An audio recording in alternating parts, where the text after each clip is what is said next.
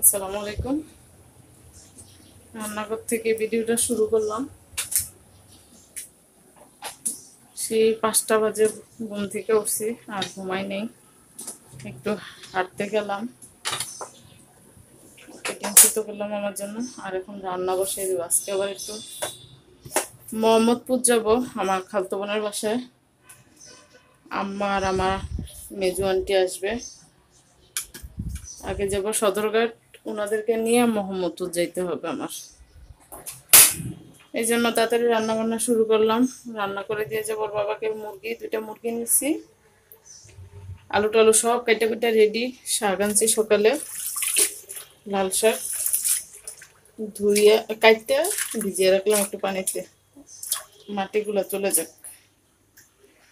এখন রান্নাটা বসাই, চুলে জ্বালিয়ে দিলাম। রান্না শেষ করি এখন।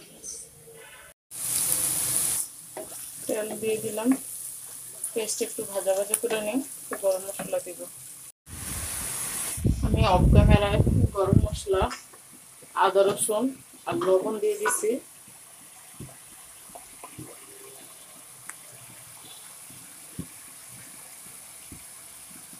এই যে অল্প কটা আস্ত মেথি দিয়ে দিব, রান্না সুন্দর আসার জন্য।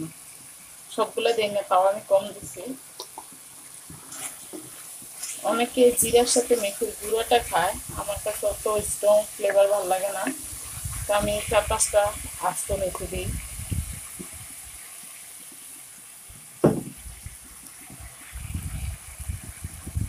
আদা রসুনগুলো একটু ভালো করে ভেজে নিই। মশলাটা কষানো হয়ে গেছে আর কি, আদা রসুনগুলো। এখন একটু গরম পানি করে নিছি আমি, গরম পানি দিয়ে দিলাম। দিয়ে দিব এখন হলুদ,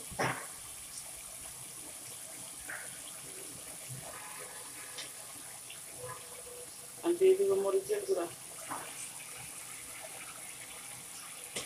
ঝাল ঝালে রান্না করব। ওর বাবা যেহেতু 2 দিন আগে জ্বর ভালো হইলো,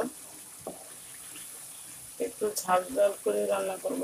আর ওরে তো দিয়ে দেবো রান্না করে, তাই একটু ঝাল দিল। অনেকে হয়তো বা ভাবতে পারেন যে আমার মা আমার বাসায় না এসে কেন আমার খালতো বোনের বাসায় যাবে। ওনারা যশোর যাবে। আলহামদুলিল্লাহ, আমার খালতো বোর মেয়ে হয়েছে যশোর, বেবি দেখতে যাবে। আমার মেজো আন্টি আমার আম্মাকে নিয়ে যাবে সাথে করে, তাই আর কি এখন ঢাকায় আসা। তো ভালো করে কষিয়ে নিই। আমার মেয়ে এখনো ঘুমাচ্ছে, 9টা বাজে, এখনো উঠে নেই। সে রাত্রে দেরিতে ঘুমাইছে, তাই আর ডাকি নেই। আমি এদিকে রান্না টান্না শেষ করি, তারপরে রুটি বানাবো। মশলাটা কষানো হয়ে গেছে। আমি অফ ক্যামেরা একটু ধনিয়ার গুঁড়া দিছি, জিরার গুঁড়া আর গরম মশলার গুঁড়া পরে দিব। আমি এখন মুরগিটা দিয়ে দিব,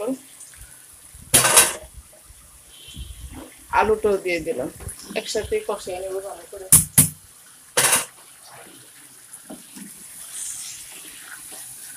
ভালো করে কষিয়ে নিই। মুরগিটা প্রায় কষানো হয়ে গেছে।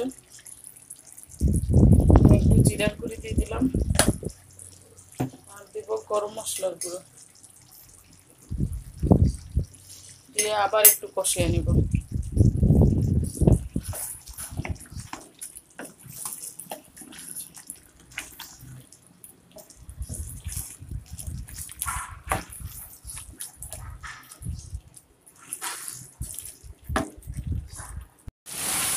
মুরগিটা আমার ভালো করে কষানো হয়ে গেছে। এখন আমি গরম পানি দিয়ে দিব।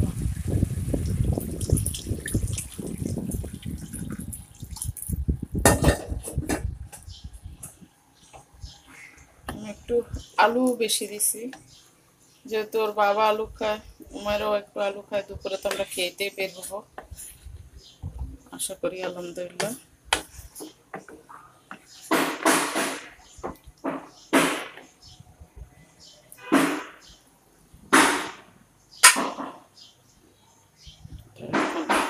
বলক আসুক, ঢাকনা দিয়ে দিই।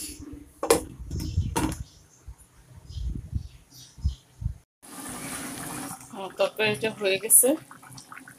চুলা বন্ধ করে দিব। দেখুন মাশাআল্লাহ অনেক সুন্দর কালার আসছে, গ্রানটাও অনেক সুন্দর।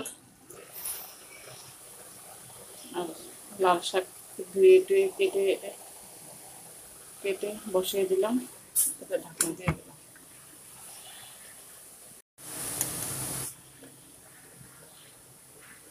মাশাআল্লাহ অনেক সুন্দর কালার আসছে।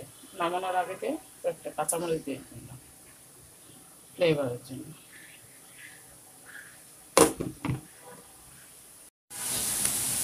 আমার শাক ভাজিটাও হয়ে গেছে, এখন এটা ঢেলে নেব। মোটামুটি রান্নাঘর পরিষ্কার করা হয়ে গেছে।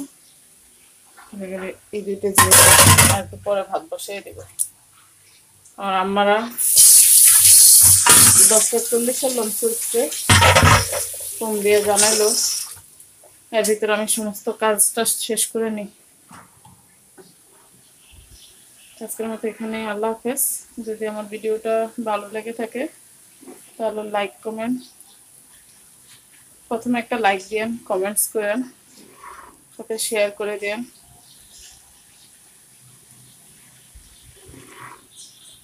আর প্লিজ আমার চ্যানেলটা সাবস্ক্রাইব করে দিন।